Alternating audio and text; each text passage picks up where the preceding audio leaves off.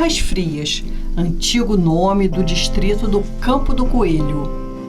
Por ser o ponto mais alto de Nova Friburgo, com 910 metros de altitude, os proprietários de terras dessa região ficaram à margem da economia cafeeira do Vale do Paraíba Fluminense. Não se planta café em áreas acima de 600 metros do nível do mar, nas denominadas terras frias. Tudo indica que a sua principal atividade econômica provinha da criação e comercialização de animais de carga, como as mulas, e da produção de gêneros alimentícios de subsistência. De acordo com o Almanac Lammert, no final do século XIX, essa região aparece como produtora de batata. Igualmente, há o registro de cultivo da mandioca e da cana-de-açúcar, com engenhos de fabricação de farinha de mandioca, de açúcar e de aguardente. Plantava-se também nessa região roças de milho e feijão. Na vila de Nova Friburgo, as Terras Frias faziam parte da freguesia de Nossa Senhora da Conceição do Ribeirão da Sebastiana. Em 1872, a população livre das Terras Frias era de 1.828 habitantes, com 548 escravos. Sua população escrava era a menor entre todas as freguesias de Nova Friburgo. São 8 os distritos de Nova Friburgo.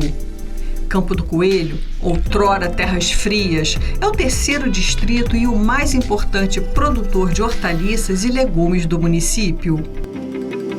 Diferentemente do passado, em que a estrutura agrária era baseada no latifúndio e com a terra concentrada nas mãos de poucos, atualmente o distrito está dividido em pequenas propriedades rurais que têm em média entre 2 a 4 hectares e baseada na agricultura familiar. As Terras Frias eram a entrada de Nova Friburgo para quem subia a serra, vindo da vila de Santo Antônio de Sá.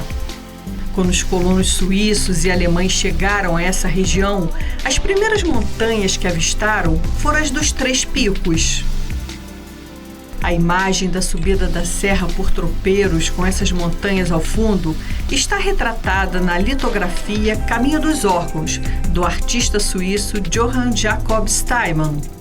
No século XIX, em dado momento, quase toda a região das Terras Frias era de propriedade da família Mendes, que através de arranjos matrimoniais foi ampliando os seus domínios nessa região.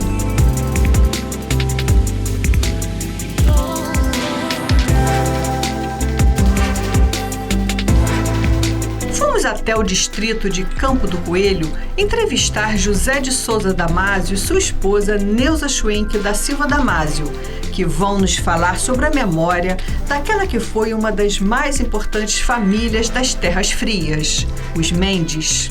Seu Zé Souza, eu queria saber de vocês dois, da dona Neuza, sobre essa região toda que a gente está aqui. Antigamente eram as Terras Frias, né? Hoje, terceiro distrito, Campo do Coelho.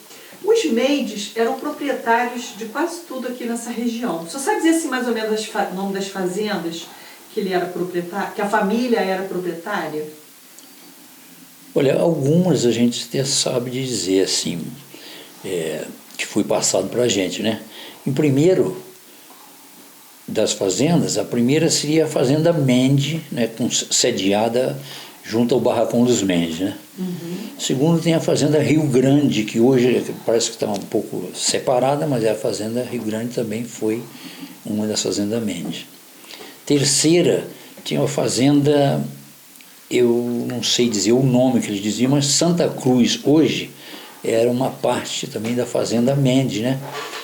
Ou ela estaria ligada numa quarta, que é a Fazenda Patrocínio. Que está Patrocínio também era dele. Fazenda Patrocínio é sediada aqui em Salinas. Né? Ela, hoje a Fazenda Patrocínio sempre foi aqui. Inclusive tem até um cemitério com o nome Cemitério do Patrocínio. Então, Fazenda Patrocínio. São essas 4 aqui dentro desse distrito, que eu posso dizer assim, né?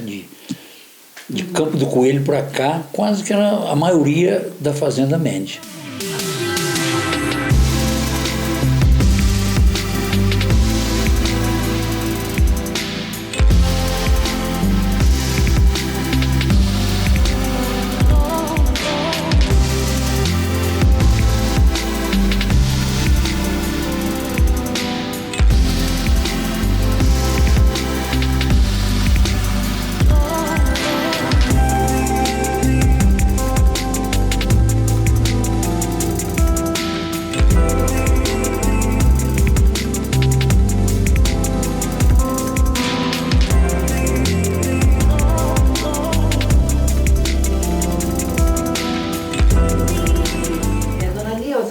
avó era Mendes. Sim.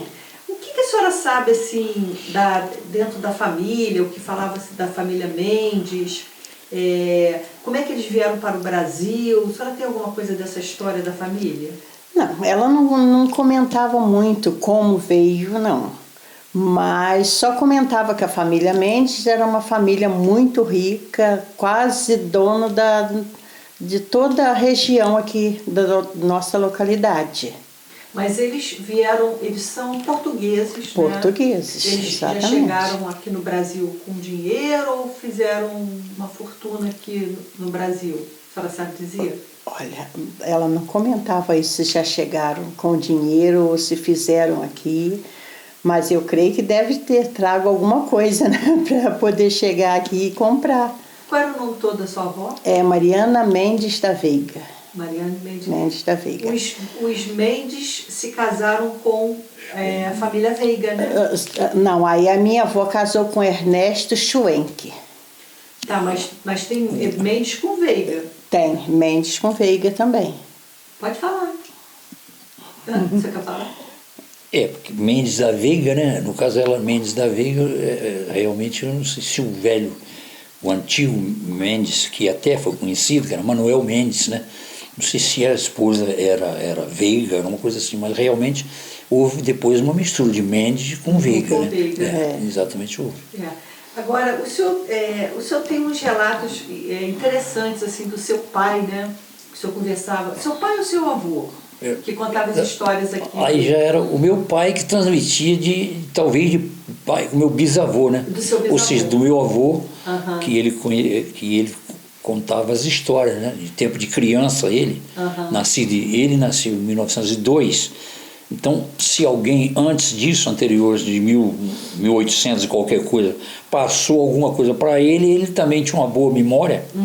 Graças a Deus, morreu com 92 anos, mas morreu nítido. E aí então ele contava essa história dessa família, porque ele sempre viveu de colono, né, arrendado de colono com a família Mendes. E como é que é a história, como é que era antigamente a aquisição de terras aqui nessa região? Quais histórias que ele contava? É o seguinte, essa migração, aí, quando eles imigraram, o Mendes, né, que na verdade eles são de descendência portuguesa, o Mendes italiano, enfim.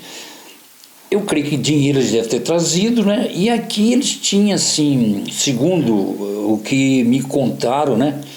Ou contaram para o meu pai, é que ele tinha uma certa facilidade de adquirir, assim, quer dizer, facilidade no bom sentido. Ele deve ter comprado muito e tinha muitos inquilinos, quer dizer, renda, produziam roças, né? Naquela época, roças de milho, e, enfim, etc. E ali, esses inquilinos que eram proprietários, que a gente não sabe quem, ele negociava com eles. Ele fazia ali a amizade deles e ele foi adquiria de outros e foi mudando de vertente em vertente, ele foi adquirindo assim, o que me disseram, né?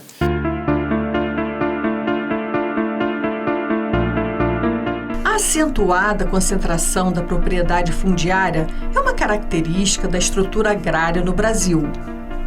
O regime das Sesmarias, ou seja, doação de terras por parte do rei, foi o que gerou a grande propriedade rural. No início da colonização do Brasil, as Sesmarias atingiam proporções imensas.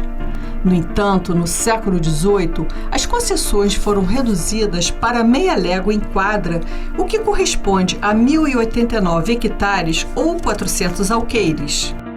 Ainda assim, podemos enquadrá-las na categoria de latifúndios, já que são imensas extensões de terra. Para se obter uma sesmaria, era necessário ter influência política, relação de amizade com os governantes e possuir mão de obra escrava. Foram tantas as doações e muitas vezes a um mesmo requerente que no ano de 1822 não havia mais terras a distribuir, acarretando o fim do regime de sesmarias. Daí por diante, a terra se adquire pela herança, pela compra ou pela posse. A prática de apoderar-se de terras públicas abandonadas e cultivá-las atingiu tal proporção que a posse veio a ser considerada como modo legítimo de aquisição da propriedade. O requisito para o reconhecimento da posse era provar o cultivo da terra. No entanto, a Lei de 1850, conhecida como Lei de Terras, pôs fim ao regime das posses e as terras públicas abandonadas só poderiam ser adquiridas por meio da compra com a extinção das ocupações. O objetivo principal era dificultar o acesso à terra pelas camadas mais pobres da população e, principalmente, pelos imigrantes, que não poderiam se tornar proprietários através da posse e se veriam obrigados a trabalhar nas fazendas de café. Ao barrar o acesso à terra aos homens pobres e aos imigrantes, iria se garantir a mão de obra necessária à grande propriedade cafeeira. É possível que, quando a posse era protegida pela legislação, colonos suíços como Stardam, Kondak e Cardinaux e os alemães como Schwenk e Rotz tenham ocupado pela posse mansa e pacífica glebas de terras nas terras frias, onde se encontram até hoje os seus descendentes.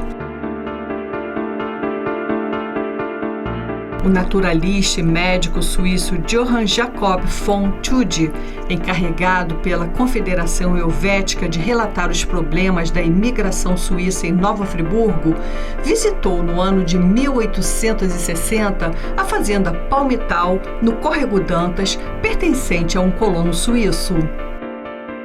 Então, aí o que acontece? Tinha um inquilino dele, né, que interessava essa propriedade, porque não usava medição de terra, não tinha metros quadrados, era assim, tudo mais ou menos, né? Era escriturado dessa maneira, então de uma vertente para outra. Aí o inquilino estava ali e ele negociava com ele. Dizia, ô compadre, pegava uma era comum, né, batizar as filhas, os filhos. Então ele com essa questão de compadre, comadre, né? Fazia aquela amizade ali e ele promovia um jantar, segundo meu pai dizia, eu não vi isso. Então, naquela confraternização dele ali, tinha umas bebidas fortes ali, da época, né? Cachaça, né? Cachaça. Então, e ali... Cachaça e tonel. Alguém intertia, acho que bebia mais um pouquinho, né? E ficava mais alegre ali, e ele chamava numa negociação.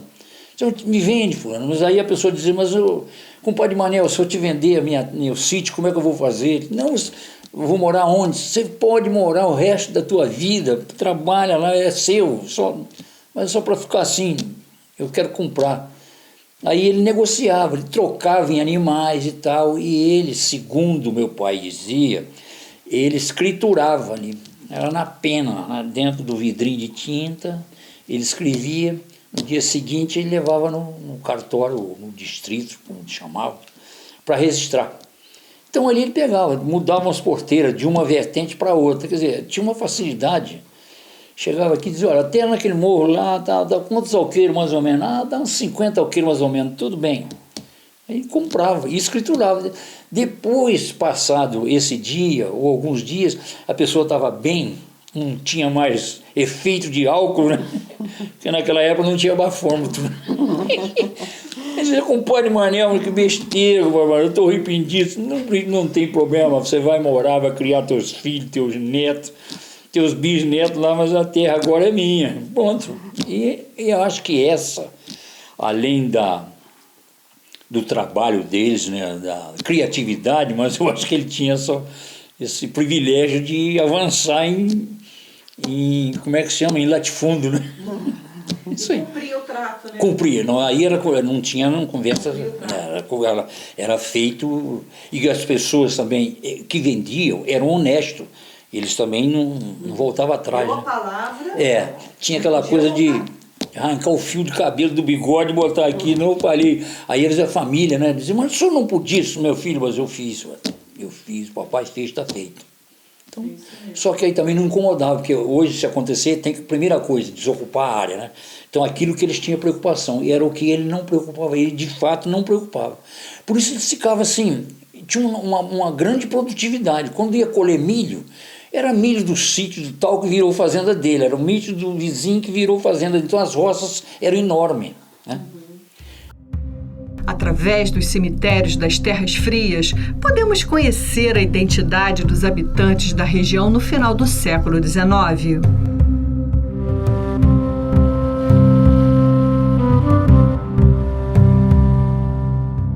Mas tudo indica que desde o final do século XVIII, essa região, conhecida como os Sertões do Macacu e pertencendo à vila de Santo Antônio de Sá, já era ocupada por homens brancos. Habitavam igualmente essa região índios das tribos Coroado e Puri. Essas pedras, artefatos fabricados pelos índios, são um tipo de faca de corte de alimentos e foram encontradas por um morador local nas Terras Frias.